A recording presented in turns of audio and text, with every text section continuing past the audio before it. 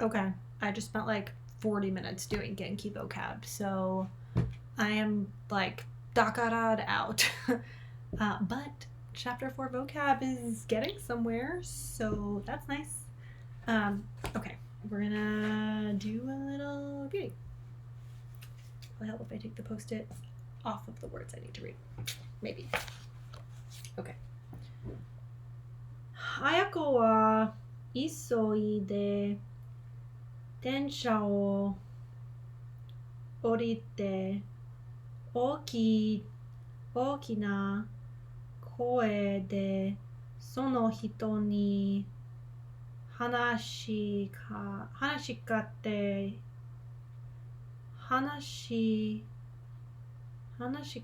けました。話しかけました。Ayako got off the train hurriedly and got to talk to the woman in a loud voice. Okay. こんにちは。Hello? その人は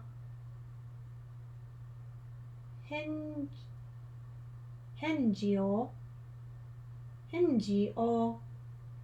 しませんでした。そして歩いてきました。The woman did not answer Ayako and just walked away. Ayako はがっかりしました。Ayako はがっかりしました。がっかりました。Disappointed. Ayako got disappointed. そしてAyakoは映画館に行きました。Ayako then went to the movie theater. Ayako が映画館に着いた時、そんな女の人も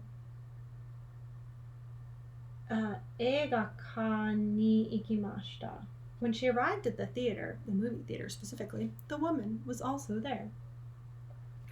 Ayako はその女の人に挨拶をしようと思いました。Ayako thought she was now going to say hi to her. Ayako はその女の人に挨拶をしようと思いました。Okay. その人は字幕の映画を見たいので